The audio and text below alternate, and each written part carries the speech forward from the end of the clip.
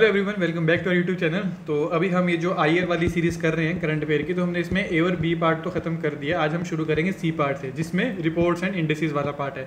तो इस पार्ट में किस तरह के क्वेश्चन आते हैं वो पता होने चाहिए, ताकि हम उस हिसाब से अपने करंट अफेयर को अप्रोच से पढ़ें। तो सबसे पहले तो किसने उसको पब्लिश किया ये पता होना चाहिए, देन किसने उसको टॉप किया, या फिर उसमें इंडिया की रैंक कितनी है। और ये तभी इंपॉर्टेंट होता है अगर इंडिया की कुछ बहुत सिग्निफिकेंट इंप्रूवमेंट हुआ है ना रैंक के अंदर, तो हमारे लिए इतना इंपॉर्टेंट हो जाता है कि इंडिया की रैंक कितनी है उस केस में। एल्स इतना कुछ खास चीज़ में लास्ट को ना उतना इसमें फोकस करने की नीड नहीं है। बस ये 3-4 पैरामीटर को हमें याद करना है, क्योंकि बहुत चीज़ें पढ़ने के लिए हमारे पास है ना ऑलरेडी। तो स्टार्ट करते हैं। पहली रिपोर्ट है ग्लोबल इवेबिलिटी इंडेक्स। तो इसको कौन निकालता है? इसको निकालता है इकोनॉमिक इंटेलिजेंस यूनिट, इसको निकालता है। ये फैक्ट पता होना चाहिए। देन उसके बाद इन्होंने सिंपल दे रखा है कि सिटीज़ मिडिल ईस्ट अफ्रीका की सिटीज़ ने लीस्ट लिवेबल सिटीज़ हैं। अब वो ठीक है, वहाँ पता है वहाँ पे हमेशा कन्फ्लिक्ट होते रहते हैं, कूप होते रहते हैं, मिलिट्री कूप्स ना। तो वो due to conflict poor infrastructure यहाँ पे लीस्ट लिवेबल कंट्री है। तो टॉप किसने करा? टॉप करा कोपेनहेगन। कोपेनहेगन कहाँ पर है? डेनमार्क में है कोपेनहेगन, है ना। डेनमार्क की सिटी कोपेनहेगन। तो उसने टॉप किया स्पोर्ट को।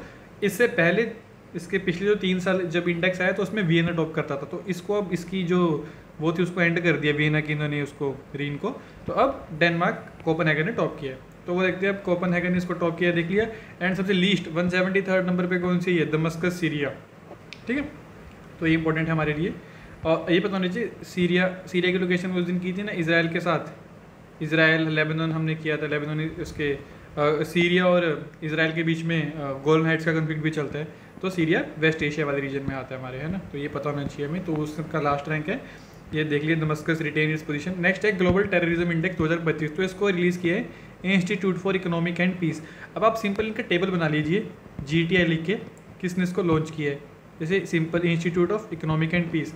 अब इसमें रैंक, अब इसमें टेररिज्म से जो ग्रस्त कंट्रीज़ हैं उनका रैंक है। तो इसमें बुर्किना फासो जो कि सहेल रीजन में आती है। देखिए अगर हम बात करें, अगर ऐसा सा कुछ अफ्रीका है ना हमारा, इस तरह से कुछ अफ्रीका है, तो ये वाला रीजन है, ये वाला रीजन। ऊपर तो सहारा डेजर्ट है और नीचे हमारा नॉर्मल जो अफ्रीका है। तो इसके यहाँ पे थोड़ी बेसिकली सवन्ना ग्रासलैंड्स आते हैं हमारे इस रीजन में ना। तो सवन्ना और ये जो हमारा डेजर्ट के बीच का ट्रांजिशन एरिया ये वाला, मैं पेंशन करके दिखाता हूँ आपको एक सेकेंड। तो जो इनके बीच का ये वाला एरिया है ना, ये हमारा सहेल का रीजन है। अब यहाँ पे कौन कौन सी कंट्रीज आती है? नाइजीरिया आपने सुना होगा, नाइजर आपने सुना होगा, चैड आपने सुना होगा, और ये बुर्किना फासो। तो ये सारी कंट्रीज सहेल रीजन में आती हैं। और ये सहेल का रीजन पूरा का पूरा ही हमारा कन्फ्लिक्ट रीजन है। यहाँ पे कोई ना कोई मिलिट्री ग्रुप्स होते रहते हैं। आपने बोको हराम सुना होगा ना, तो वो इसी रीजन में ऑपरेट करता है, वो टेररिस्ट ग्रुप जो है। अब हम वापस आते हैं टॉपिक पे। तो सबसे ज़्यादा जो ग्रस्त कंट्री है तो उसमें बुर्किना फासो का फर्स्ट रैंक है। इसमें बुर्किना फासो का फर्स्ट रैंक है।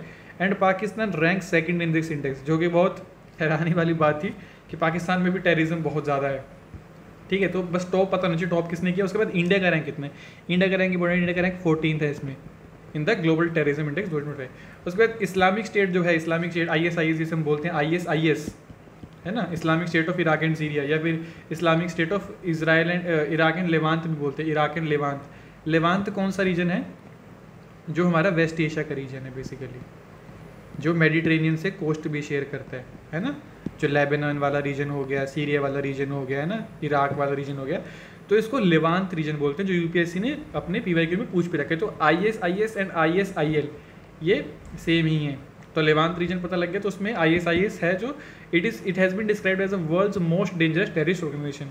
अब वही इन दिस ईयर इंडेक्स, तो जो सहेल रीजन है, जो उसका हमने पहले जिक्र भी किया, तो सहेल रीजन एक सेंटर ऑफ टेररिज्म माना गया है। अब उसमें कौन कौन सी, जैसे बुर्किना फासो हो गया, ये नाइजर हो गया, माली हो गया, नाइजीरिया हो गया, है ना।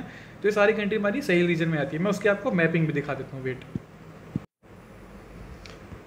तो ये रहा हमारा सहेल का रीजन है, आप देख पा रहे होंगे अगर इस मैप पे, है ना। तो देखिए ये हमारा अफ्रीका का कॉन्टिनेंट है। अब इसमें हम देखिए, ये तो हो गया ऊपर सहारा डेजर्ट, जो ये येलो वाला एरिया है।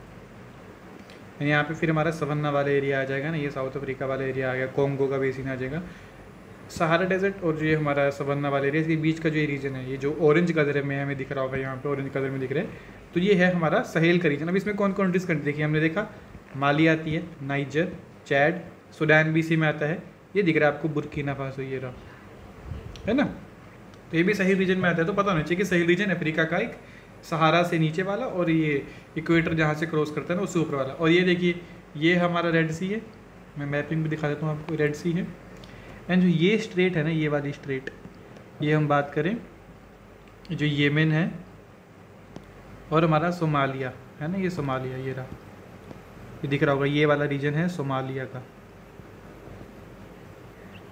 है ना। सोमालिया का जो कैपिटल है जिबूटी है, तो जिबूटी एंड ये जो येमेन है हमारा, इसके बीच में जो ये हल्का सा एरिया है इसे बोलते हैं बब अल मंदेब। बब अल मंदेब का स्टेट है ये, तो ये इंपॉर्टेंट पता होना चाहिए। एंड देन उस दिन हमने किया था, देखिए अब ये है ईरान और ये वाला पार्ट है यूएई, है ना। एंड ये वाला जो ये वाइट जो ये वाला एरिया है, ये इनक्लोज्ड वाइट वाला, ये है हमारा पर्शियन गल्फ एंड ये है हमारा इंडियन ओशन। तो जो ये पतला से एरिया है जहाँ से ये दोनों वाटर बॉडीज मीट करते हैं, तो ये है हमारा स्ट्रेट ऑफ हॉर्मुज, है ना। तो ये पता होना चाहिए, मैपिंग थोड़ी हमें आइडिया होना चाहिए इन सब चीज़ों का। तो ये था हमारा मैपिंग वाला पार्ट इसमें, तो मैंने आपको फिर से रिवाइज करवा दिया। अब हम जाते हैं दूसरी इमेज पे, वेट, है ना। दूसरी इमेज देख ली थोड़ी, इसमें अगर बैटर देखना है तो इसमें पूरा सही रीजन ही है जो हमने डिस्कस किया था। ये मोरेशियाना हमने पिछले वीडियो में भी देखा होगा ना, मोरेशियाना वगैरह का जिक्र किया था। तो ये सारी कंट्रीज़ हैं जो हमारी उसमें आती हैं, सही रीजन में आती हैं, ठीक है। अब हम आगे बढ़ते हैं। तो ये तो हमने देख ही लिया कि इंडिया का रैंक क्या है, फर्स्ट कंट्री कौन है, कौन इसको लॉन्च करता है, तो यही सब बस इंपॉर्टेंट पता होना चाहिए हमें। अब चलते हैं आगे ग्लोबल पीस इंडेक्स पे। तो ग्लोबल पीस इंडेक्स को कौन रिलीज़ करता है ना, तो इसको रिलीज़ करता है institute of economic and peace. Again यही वाला जो हमारा टेररिज्म वाला करता है वही हमारा ग्लोबल पीस इंडेक्स भी करता है। तो इसमें ठीक है, अब इसमें वही इसको इंपॉर्टेंट नहीं कौन सा पब्लिकेशन था, ये हमारे लिए इंपॉर्टेंट नहीं है, बस ठीक है। इसके अंदर बात की गई है कि दिस रिपोर्ट है शोन अ वरिंग ट्रेंड, कि वरी की बात है कि भाई जो पीसफुलनेस है वो डिक्लाइन पर है ग्लोबली देखा जाए तो, है ना, बहुत सब चीज़ें। अब IEP है क्या, ये बेसिकली एक non profit non partisan think tank है जो 2007 में स्टैब्लिश होता है। इसमें इतना जाने की नीड नहीं, बस इसमें रिपोर्ट कौन उसको लॉन्च करता है, किस में टॉप किया, ये पता होना चाहिए। अब इसमें कुछ इसने हाईलाइट बताया कि जो average level of global peacefulness है वो डिक्लाइन पे है। कितना डिक्लाइन हुआ है, 0.36% डिक्लाइन हुआ। अगेन ये कितना डिक्लाइन हुआ ये बिल्कुल इंपॉर्टेंट नहीं है, बस डिक्लाइन हुआ इतना पता होना चाहिए। अब सबसे पीसफुल कंट्री कौन सी, सबसे पीसफुल कंट्री मानी थी आइसलैंड। अब इसको ऐसा कर सकते हैं, आइस ठंडी होती है ना, ठंडा लग रहा है, बहुत शांत अच्छा लग रहा है, तो पीसफुल कंट्री आइसलैंड हमारी होगी। तो यहाँ पे देख लीजिए फर्स्ट रैंक है आइसलैंड का, एंड जो 163rd रैंक है ना, जो लीस्ट पीसफुल कंट्री अभी के टाइम में मानी गई वो मानी गई रशिया, ठीक है, रशिया।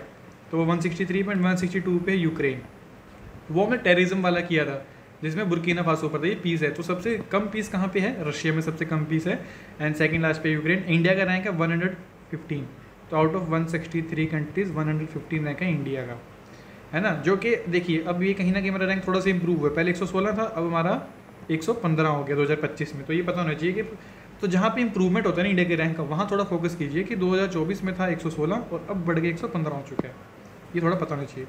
अब India is performing better than it's south Asian neighbour, ये अच्छी बात है कि जितनी हमारे साउथ एशियन नेबर है उनके मुकाबले हम थोड़ा पीसफुल ही हैं, ठीक है। नेक्स्ट देखते हैं Huron global rich list index. ये हमने आई थिंक पहले भी देखा था कि जो ग्लोबल के रिच लोग की लिस्ट थी, तो इसमें टॉप किया है एलन मस्क ने। ये हुरन ही इंस्टीट्यूट किसको निकालते हैं, जो नाम है ना हुरन रिसर्च इंस्टीट्यूट, यही इसको निकालता है। तो इसको टॉप किया था एलन मस्क में, और इसमें इंडिया के 284 बिलियनर्स इसमें इंडिया के थे जो ये लिस्ट निकली थी।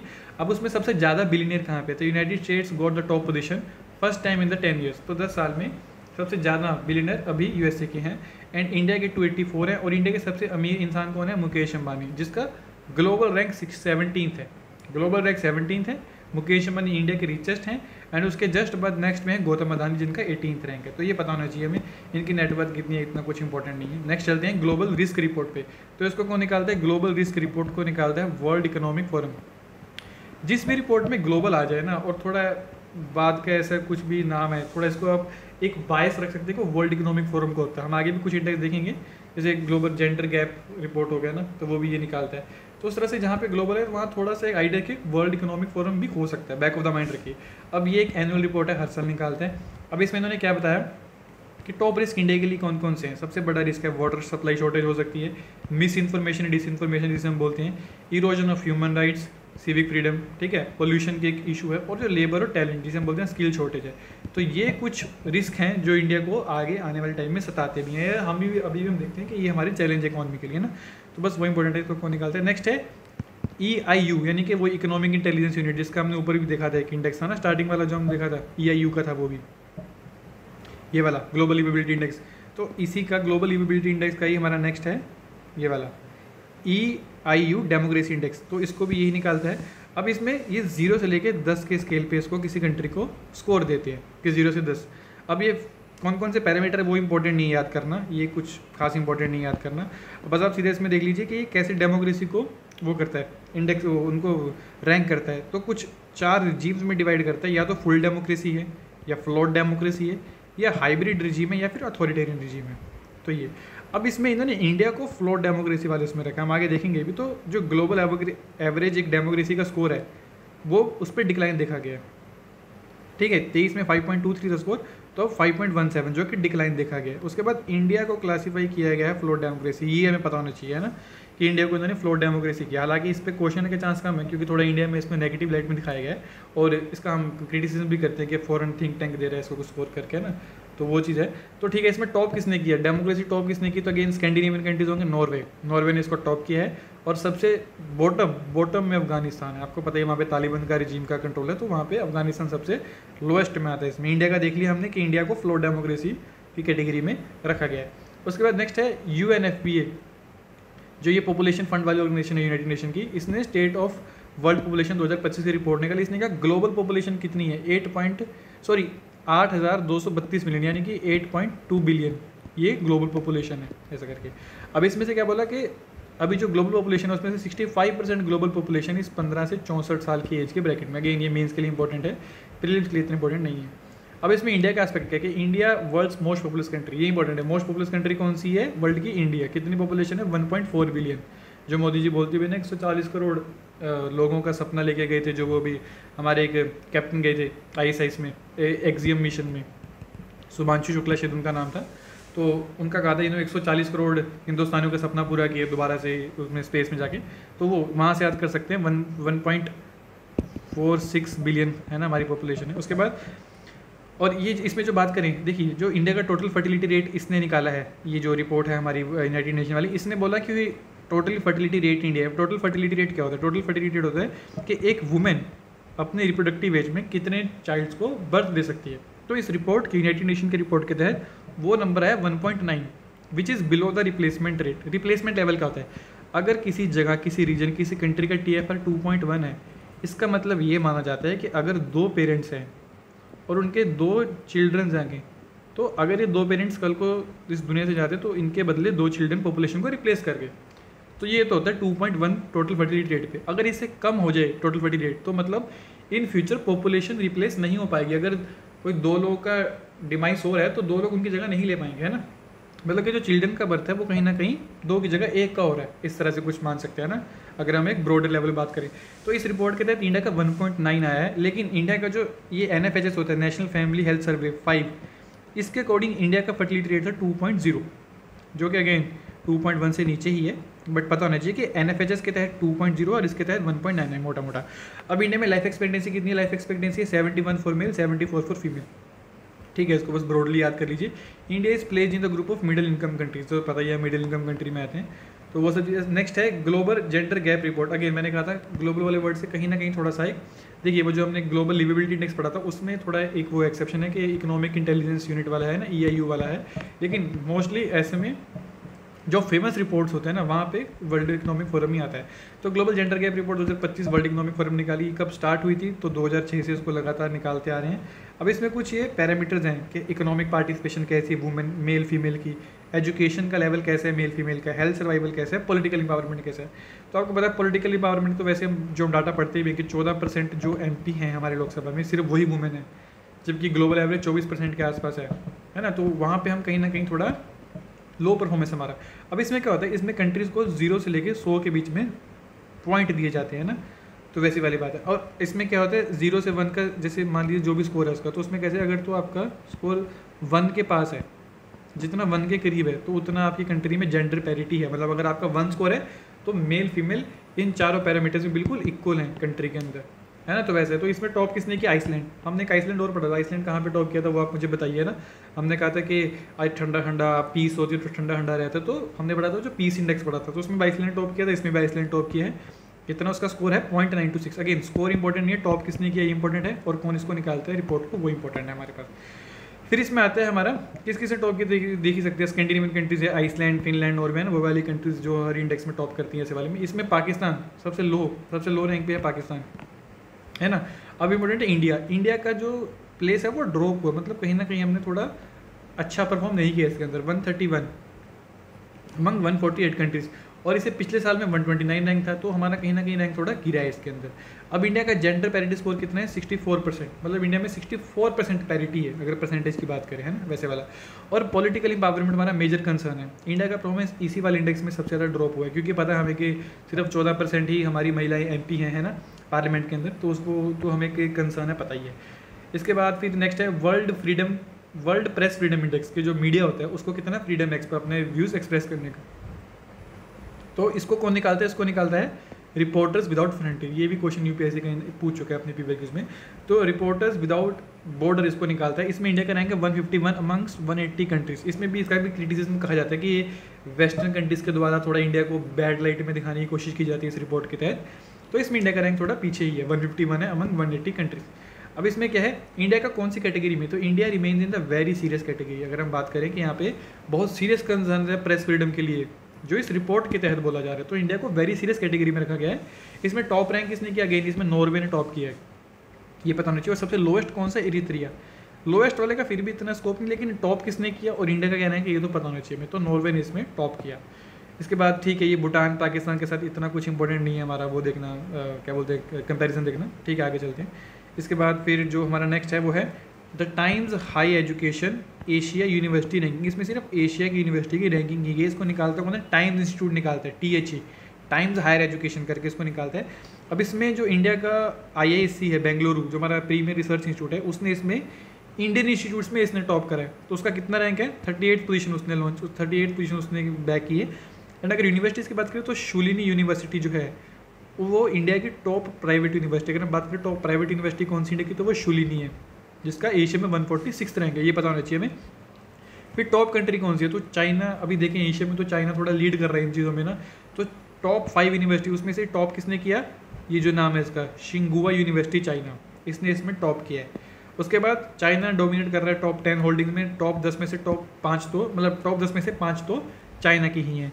अब इसमें और क्या कहते हैं, जो अन्ना यूनिवर्सिटी है, अगर हम बात करें रिसर्च क्वालिटी की, अलग अलग पैरामीटर्स में भी रैंक करते होंगे, तो अगर रिसर्च क्वालिटी की बात करें तो जो अन्ना यूनिवर्सिटी है उसने 111वां रैंक लिया है, जिसका रैंक हमारा IISc बेंगलोर से भी अच्छा है। अगर हम इस पर्टिकुलर पैरामीटर की बात करें ना कि रिसर्च क्वालिटी कैसी है, तो IISc से अच्छी क्वालिटी अन्ना यूनिवर्सिटी की मानी गई है इसके अंदर। एंड ये तो देख लिया हमने कि Shoolini university rank 5th in India, जिसका इंडिया में 5वां रैंक है, वो प्राइवेट इंस्टीट्यूट में उसने टॉप किया इंडिया के अंदर, है ना, ये पता होना चाहिए हमें। फिर यहाँ पे उन्होंने दे रखे, ठीक है, पता होना चाहिए कि इंडिया में टॉप किसने किया, इंडियन इंस्टीट्यूट ऑफ साइंस ने इसमें टॉप किया। ये हमने देख लिया कि अन्ना यूनिवर्सिटी का रैंक 111 था, ये पता होना चाहिए हमें, है ना। एंड उसके बाद फिर ठीक है, अब आगे चलते हैं। उसके बाद और तो ये देख ली शूलिनी, हमने देखा शूलिनी का 146, तो प्राइवेट इंस्टीट्यूट्स में शूलिनी टॉप पर है। फिर नेक्स्ट है वर्ल्ड सोशल रिपोर्ट, तो इसको कौन निकालता है, United nation world social report, United nation इसको निकालता है। इसको प्रोड्यूस, अगर हम बात करें यूनाइटेड नेशन की 2 बॉडी है, यूनाइटेड नेशन देसा करके है ना, ठीक है, और है UNU वाइडर करके, ताकि इनका फुल फॉर्म जाने की नीड है, सिंपल देख लीजिए कि UN देसा इसको निकालता है। अब इसमें क्या इनका मुद्दा क्या रहता है वर्ल्ड सोशल रिपोर्ट का, तो ये एम्फेसाइज, तो ये ध्यान देते हैं कि urgent need for inclusive equitable resilient society, जो हमारी सोसाइटी है ना उसमें इक्वालिटी हो, वो इंक्लूसिव हो, रिजिलियंट हो। अगर कोई मान लीजिए अफवाह फैल भी रही है तो वो सोसाइटी इतनी मेच्योर हो कि वो उसको समझ ले कि भाई ये मिस इन्फॉर्मेशन, तो वो होता है रिजिलियंस शो करता है कि अगर हम गिर के उठ रहे हैं, कोई कन्फ्लिक्ट आ रहा है, कोई डिजास्टर आ रहा है, तो उसके बाद हम कितने अच्छे से उठ पा रहे हैं, तो वो होता है रिजिलियंट सोसाइटी, है ना। तो वो सब चीज़ें हैं, इसमें कुछ इतना खास है नहीं कि इंडिया का रैंक क्या है, अगेन इतनी कुछ इंपॉर्टेंट रिपोर्ट है नहीं ये, लेकिन ये रिपोर्ट इंपॉर्टेंट है। करप्शन परसेप्शन इंडेक्स 2024 को कौन निकालता है, ट्रांसपेरेंसी इंटरनेशनल, ये इंपॉर्टेंट है ना, ये रिपोर्ट इंपॉर्टेंट है। और इसमें क्या करते हैं, ये कंट्रीज़ को रैंक करते हैं 0 से 100 के स्केल में। अगर तो आपका रैंक, अगर तो आपका 100 है तो आप बहुत क्लीन कंट्री हैं, कोई वहाँ पे करप्शन है ही नहीं, और अगर आप 0 है तो आप हाईली करप्ट कंट्री माने जाएंगे। इसमें इंडिया का रैंक कितना, इसमें इंडिया का रैंक है 96, ये पता होना चाहिए।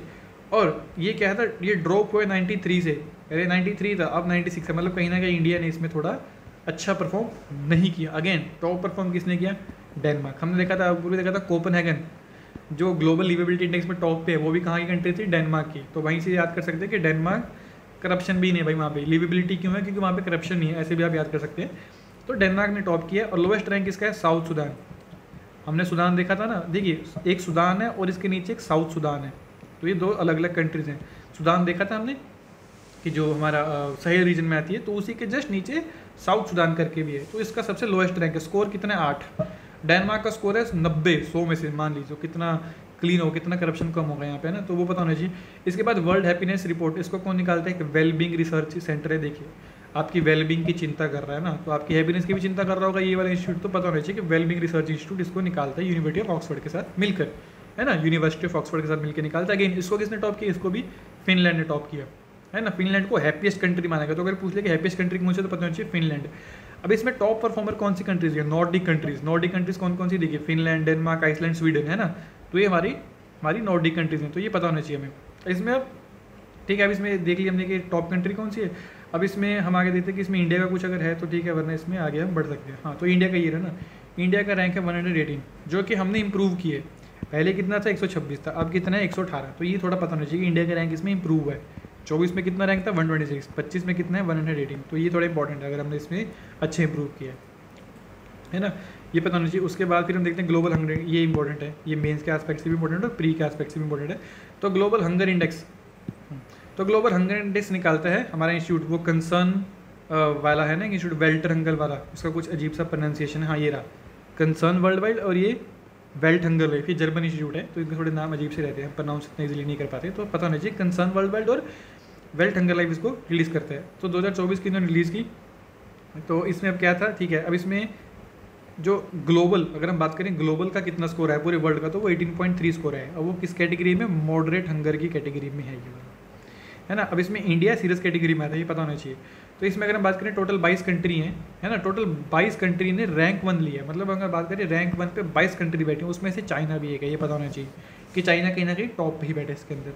फिर इसमें देखा अफ्रीका का रीजन है, देखा हमने कन्फ्लिक्ट रीजन बहुत रहता है, और साउथ एशिया वाला है ना, जहाँ बांग्लादेश वाले कंट्रीज आ जाते हैं, हमारे पाकिस्तान वाले, तो इनमें हाईएस्ट लेवल ऑफ हंगर देखा गया है। अब सबसे वही इसमें भी कि सबसे लास्ट रैंक इसका है 127 रैंक, तो 127 लास्ट रैंक है सोमालिया का इसके अंदर, है ना। Somalia face a prolong hunger crisis due to conflict. Somalia देखा था ना हमने, वो जहाँ पे बबल मंदेब था, तो जहाँ पे ये हॉर्न ऑफ अफ्रीका वाला रीजन है बेसिकली, है ना। ऐसा अगर अफ्रीका है तो यहाँ पे सोमालिया स्टेप पे हॉर्न ऑफ अफ्रीका जिसे बोलते हैं, तो वहाँ पे है सोमालिया, जिसका सबसे लोवेस्ट रैंक है इसके अंदर। टॉप कंट्री देख लिया हमने ऐसे करके भाई। अब इसमें इंडिया का रैंक कितना है वो इंपॉर्टेंट है। तो इंडिया का रैंक है 105, ये पता होना चाहिए। 127 कंट्रीज़ में से 105 इंडिया का रैंक है, और इंडिया का सीरियस कैटेगरी में रखा गया इंडिया को, है ना। अब इसमें इंपॉर्टेंट है कि कौन कौन से पैरामीटर हैं, तो कौन कौन से पैरामीटर देखे जाते हैं। इसमें 4 पैरामीटर्स पे स्कोर दिया जाता है, तो ये वो 4 पैरामीटर्स हैं: undernourished child, stunted children, wasted children and child mortality, है ना। तो इन सब पैरामीटर्स पे इनको दिया जाता है। तो इसमें इंडिया का स्कोर देख लिया हमने, तो ये कहीं ना कहीं थोड़ा घटा है स्कोर, है ना, 28.7 था, तो वही। अब इसमें घटने का मतलब अगर आप जितना 0 के पास जा रहे हैं उतना आपकी कंट्री में हंगर कम है, ऐसा मान लीजिए। क्योंकि देखिए अब इसमें क्या है, पहले इंडिया का 23 में कितना है 28.7, तो इससे थोड़ा कम हुआ है, तो स्लाइटली इंप्रूवमेंट देखा गया, है ना। तो ये इंपॉर्टेंट है, बेसिकली सीरियस कैटेगरी में इंडिया है और पिछले से थोड़ा अच्छा है, इतना पता होना चाहिए बस कि सीरियस कैटेगरी में ये ज़्यादा इंपॉर्टेंट है। देन इसको निकालता कौन है, हमने पहले देख लिया, इसको ये निकालता है। अगेन इसको 100 के पॉइंट पे देखा जाता है, 100 के स्केल पे। अगर तो 0 है तो नो हंगर, 100 है तो वर्स्ट है ना। तो ये चीज़ पता होनी चाहिए। अब ये किन किन इंडिकेटर्स को देखता है, हमने ऊपर भी देखा था, तो अंडर नरिशमेंट को देखता है, चाइल्ड स्टंटिंग को देखता है, चाइल्ड वेस्टिंग को देखता है, और चाइल्ड मोर्टेलिटी को देखता है। अब इन 3 में थोड़ा इंडिया अच्छा परफॉर्म नहीं कर पाता, जिसके चलते हमारा ओवरऑल स्कोर भी गिर जाता है। अब देखिए हंगर इंडेक्स से लगता है पूरी पॉपुलेशन की बात कर रहे हैं, बट जो उसको काउंट करने के पैरामीटर्स हैं ना, उनमें से 3 पैरामीटर तो बच्चों के ही हैं, है ना। और हमें पता है कि इनमें हमारा इंडिया का इंप्रूवमेंट इतना अच्छा नहीं है। इसमें अगर हम नेशनल हेल्थ फैमिली सर्वे की बात भी करें ना, तो उसमें इसमें अच्छा इतना हमारा परफॉर्मेंस नहीं है, तो उसके चलते हमारा ओवरऑल हंगर इंडेक्स में भी स्कोर गिर जाता है, तो ये पता होना चाहिए। फिर नेक्स्ट इंपॉर्टेंट है सिपरी रिपोर्ट। सिपरी की रिपोर्ट कौन निकालते हैं? सिपरी एक इंस्टीट्यूट ही है जो ये आर्म्स की रिपोर्ट निकालता है ना, ये Stockholm International Peace Research Institute, तो एक रिपोर्ट निकालता है कि कौन सी कंट्री कितनी ज़्यादा आर्म्स इंपोर्ट एक्सपोर्ट करती है। तो इसमें देखते हैं कि सबसे पहले कि एक्सपोर्टर सबसे ज़्यादा एक्सपोर्ट कौन करते हैं? सबसे ज़्यादा एक्सपोर्ट करते हैं यूनाइटेड स्टेट्स, अगर हम एक्सपोर्टर की बात करें। अगर इम्पोर्टर की बात करें कि largest importer of major arms कौन है, तो वो है, यहाँ पे मैंने गलत कर दिया, यहाँ पे इंपोर्टर आएगा, तो यूक्रेन अभी न्यूज़ में था, पता ही आपको कि रशिया यूक्रेन चल रहा है, बहुत सारा पूरे वेस्टर्न कंट्रीज को आर्म्स दे रहे हैं, तो उसके चलते यूक्रेन अभी लार्जेस्ट इंपोर्टर बना है और इंडिया सेकंड लार्जेस्ट इंपोर्टर है, ये पता होना चाहिए हमें ना। तो ये दिख रहा है कि India remain the second largest importer global है, ठीक है, ये पता है हमें। ये इंपॉर्टेंट नहीं है, ये मेन वाली चीज़ है कि रशिया से पहले हम 72% लेते थे, फिर वो गिर के 55% हुआ, वो 36% पे आ चुके हैं। बट अगेन अब हमने वहाँ से अपने इम्पोर्ट इंक्रीज़ करने शुरू कर दी। अब इसमें फिर नेक्स्ट है हमारा ग्लोबल इनोवेशन इंडेक्स कि कौन सी कंट्री कितना इनोवेट कर पा रही है। तो उस पर इसको कौन रिलीज करता है, ये इंपॉर्टेंट है। वर्ल्ड इंटेलेक्चुअल प्रॉपर्टी ऑर्गेनाइजेशन, देखिए आईपी हम पढ़ते हैं इंटेलेक्चुअल प्रॉपर्टी राइट्स, तो जो जितना इनोवेशन करेगा तो उसका कुछ निकालने वाला भी रिपोर्ट वैसे ही होगा ना। तो वर्ल्ड इंटेलेक्चुअल प्रॉपर्टी ऑर्गेनाइजेशन इसको निकालता है ग्लोबल इनोवेशन इंडेक्स को, और ये इसकी यूनाइटेड नेशन की ही एक बॉडी आ गई WIPO। अब इसमें किसने टॉप किया, तो फॉर द 14th कॉन्जिक्यूटिव, मतलब 14 साल लगातार स्विट्जरलैंड इसको टॉप किया है, ये पता होना चाहिए। और सबसे लोएस्ट कौन सा है, अंगोला सबसे लास्ट में है इसके अंदर, ये पता होना चाहिए। अब इस पर इंडिया का रैंक कितना है, 39th, ये इंपॉर्टेंट है इंडिया का रैंक कितना, क्योंकि इसमें इंडिया जनरली हर साल अच्छा इंप्रूव करता है, इंप्रूव भी कर रहा है हर साल। तो अभी इसमें इंडिया का रैंक है 39 अगर 2025 की बात करें, है ना। तो ये देख लिया हमने, देखिए 2023 में कितना था, 40 था, 24 में 39 हो चुका है, तो कहीं ना कहीं इंप्रूवमेंट देखा गया। फिर नेक्स्ट है वर्ल्ड गिविंग इंडेक्स। तो वर्ल्ड गिविंग देखने किसी को देने की बात करें, तो चैरिटी की बात करें, तो इसको कौन रिलीज करते हैं, इसको रिलीज करते हैं चैरिटीज एड फाउंडेशन, ये इसको रिलीज करता है। अब इसमें टॉप कंट्री कौन सी है, तो इसमें टॉप कंट्री इंडोनेशिया, ये पता होना चाहिए हमें। और इंडिया का कितना रैंक है इसके अंदर, 26 रैंक है, 142 कंट्रीज में 26 रैंक इंडिया का है। तो ठीक है, फिर आज के बाद डी इंटरनेशनल लिमिट्स है ना, तो ये हम नेक्स्ट वीडियो में कवर करेंगे इंटरनेशनल लिमिट्स। और जो इसके नेक्स्ट वाला पार्ट है हमारा जो न्यूज़ इन शॉर्ट वाला पार्ट होगा ना, तो इनको मैं क्लब करके एक ही में कवर कर दूंगा, है ना। सारा न्यूज़ इन शॉर्ट वाला पार्ट ही चल रहा है, तो उसके बाद फिर ये हमारा करंट अफेयर IR वाला पार्ट खत्म हो जाएगा, है ना। अगर आप यहाँ तक बने रहे तो आप सभी का थैंक यू। वीडियो को लाइक कीजिएगा, चैनल को सब्सक्राइब कीजिएगा और अपने बाकी दोस्तों के साथ भी शेयर कीजिए। और अगर आपको कोई भी डाउट है प्रेपरेशन को लेके, मॉक्स को लेके, PYQs को लेके, तो आप हमारे टेलीग्राम चैनल पे हमसे कनेक्ट कर सकते हैं। उसका जो लिंक है वो डिस्क्रिप्शन बॉक्स में मिल जाएगा, और मैं उसको पहले कमेंट में पिंड भी कर दूंगा उसको, ताकि आप इजीली हमारे टेलीग्राम चैनल को ज्वाइन कर सकें। Thank you very much.